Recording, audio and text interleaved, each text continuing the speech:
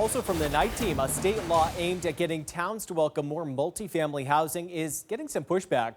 In February, voters in Milton rejected the MBTA Communities Act. Now people in Winthrop could choose to do the same. The night team's Laura Queso has the story. Hundreds of community members in Winthrop signing a petition, hoping to put a question on the November ballot about the MBTA Communities Act. We've all acknowledged that there is a housing crisis and shortage in Massachusetts. However, under 3A, it is creating more problems than alleviating or solving the problems that they're trying to address. The law, also known as 3A, requires 177 municipalities that benefit from the state's mass transit system to zone for more multifamily housing to help counter the state's housing crisis. Supporters say the law will help attract more businesses and workers to Massachusetts. We need more units to meet our workforce needs, to make sure that folks have appropriate places to call home that are proximate to their jobs. And so we need every community to participate.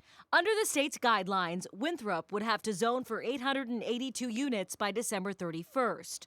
Local leaders say the town is incredibly dense and are concerned about the impact on town resources. Winthrop, a community that's in the top 5 most densely populated communities in the Commonwealth, would be required to increase its density even further as part of this. What does that do to your infrastructure? What does that do to your streets that are already overcrowded? The state says the guidelines only require changes to zoning and not actual construction. Officials say they don't expect every unit zoned will actually be built.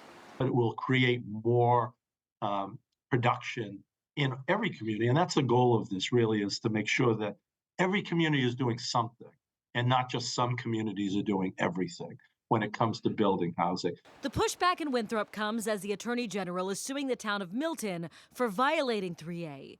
Milton developed a compliant zoning district, but voters overturned it in a town referendum. Now Milton could lose grant money from the state. Some Winthrop residents worry the town could lose out on state money to fight climate change if they don't comply. As a resident in a district that faces severe flooding, it upsets me to think that we're going to reject a law because we don't need those grants. Local leaders say there are several planned developments coming down the pipeline in Winthrop. They hope those plans will be taken into account when the state determines if Winthrop is complying with the law.